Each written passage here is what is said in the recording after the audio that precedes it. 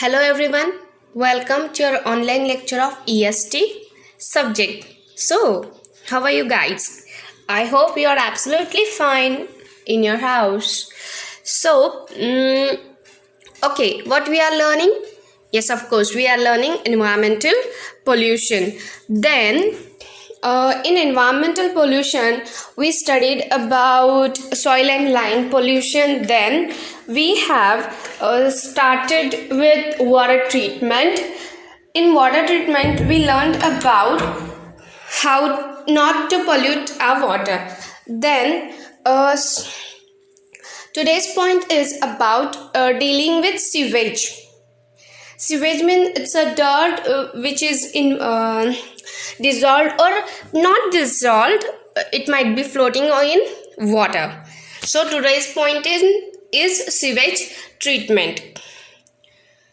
Sewage treatment. Wastewater treatment can be either preventive treatment or curative treatment.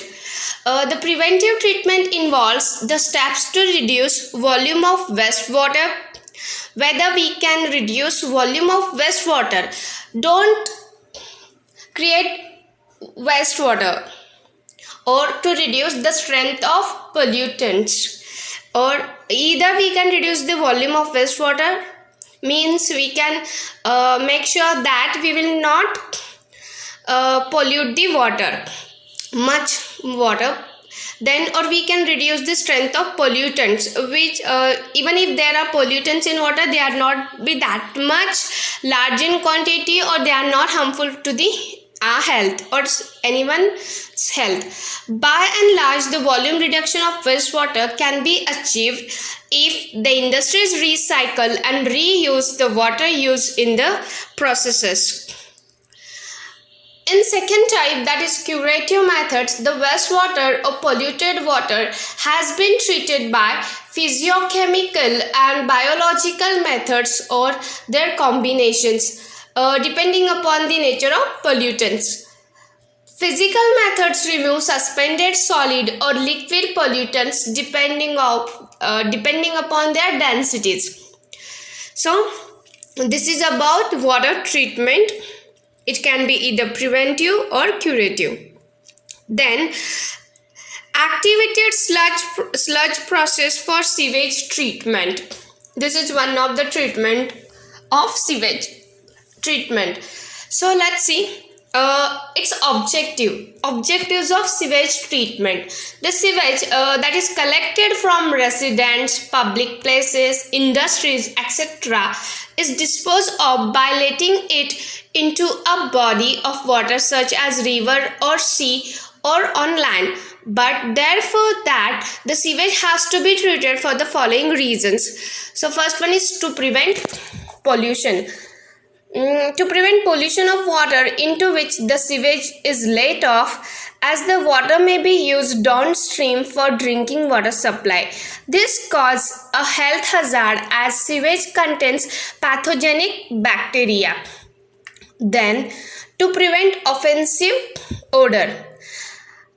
In the water, if the water is used for swimming, boating, etc., and to the people living near the water or land where the sewage is disposed of, as it causes health hazard. It can be used to prevent the destruction of fish and other aquatic life. If sewage has to be disposed on land, the soil will become sewage sick after some time and cannot take any more sewage. This creates a very messy scene at the site and produces offensive odor, polluting the entire atmosphere and affecting the neighborhood. So these are the objectives of sewage treatment.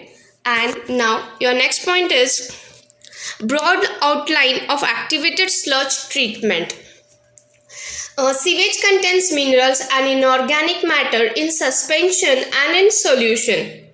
It also contains living organisms, some of which may be dangerous. Hence, treatment of sewage has to be carried out. These treatment processes can be classified into the following categories. First one, preliminary treatment, primary treatment, secondary or biological treatment, and the last one is disinfection. So let's see one by one. First one is preliminary treatment. Wastewater contains floating suspended solid such as wood, metal, plastic, leaves, etc. These have to be removed as they interfere with the treatment process or mechanical equipment. In the preliminary treatment, these suspended impurities are removed. Suspended solid impurities are removed. Point to be noted. Suspended solid impurities in this treatment. Then primary treatment. Primary treatment to sewage mainly consists of the sedimentation process to remove suspended organic solids. So primary treatment involves sedimentation process to remove suspended organic solids. Chemicals are sometimes added in primary clarifiers to assist in the removal of finely divided and colloidal solids or to precipitate phosphorus. Then the next type is secondary or biological treatment. In this category, processes such as filtration or activated sludge process are included.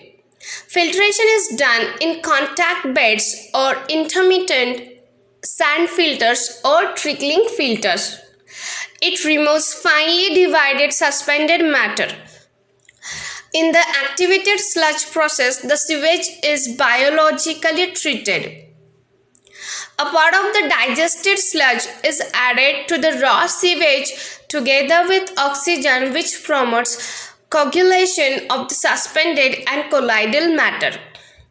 The matter which settles down at the bottom after treatment is called sludge and the liquid is called effluent. I repeat, the matter which is settled down at the bottom after treatment is called sludge. Of course, whatever remains at the bottom, that is sludge, and the remaining liquid is called effluent. The sludge is disposed of in many ways, such as drying beds, dumping into sea, etc. Now, the effluent is also disposed of in many ways, such as sewage farming, letting it into a natural drainage or sea. See, that effluent liquid which is left, that is not for drinking purpose. We have to just dispose it off into drain or something. Now, I'll show you one diagram which includes stages in sewage treatment. So this is the diagram of stages in sewage treatment. Now effluent, the first one is effluent is the input, primary clarifier, then trickling or biofilter, then secondary clarifier, then disinfection effluent.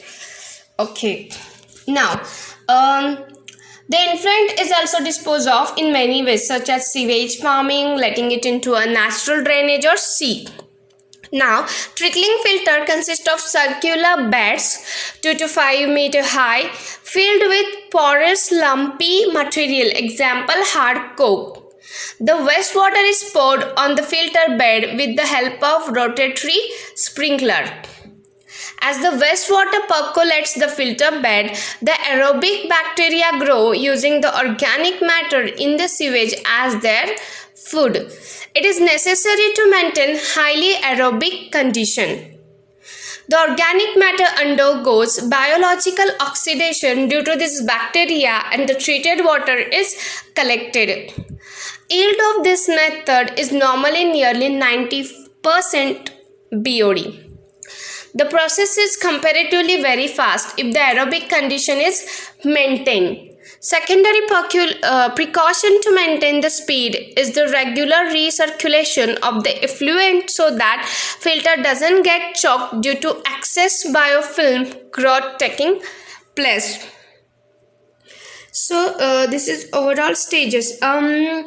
Now you will might be have doubt what will ask as an MCQ. So they will ask you which are the following stages in sewage treatment. So your options should be primary clarifier, trickling or biofilter, secondary clarifier, disinfection, recirculation, sludge. Whatever labeling is given here, these are your answer.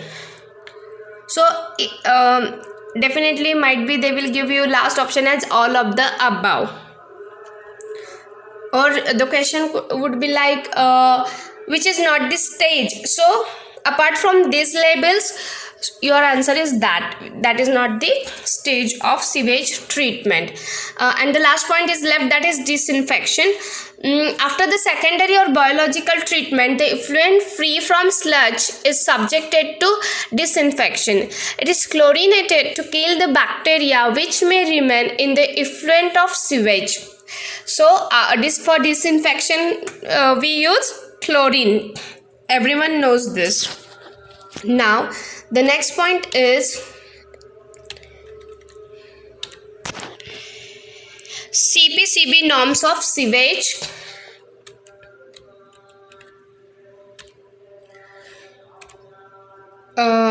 Sewage discharge. CPCB norms of sewage discharge. Central pollution. Sorry for disturbance. So we are in last point of this topic, that is CPCB norms of sewage discharge. So first understand the long form of CPCB. The acronym of CPCB is Central Pollution Control Board. Central Pollution Control Board is the regulatory authority and mandates the treated water quality for any STP in India. The discharge standards stipulated in 2015 have been diluted, making it easier for STP owners. The change norms are whatever given in the figure here, and this discharge standards revised on 13th October 2017. Yay, it's my birthday, 13 October. Okay, so here it's just an overall table of discharge standards.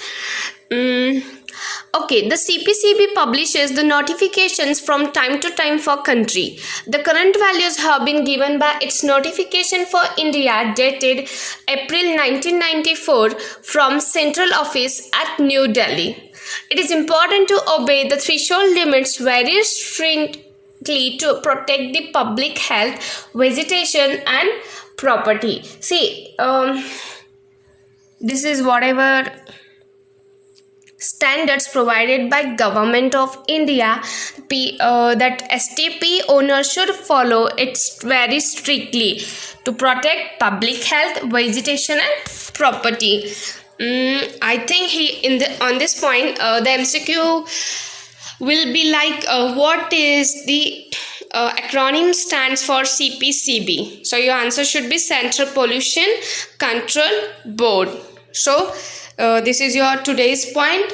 Today we learnt about sewage treatment. Sewage means it's just like garbage in water, but okay, so it can be a solid, suspended solid waste material, or it can be a dissolved substances.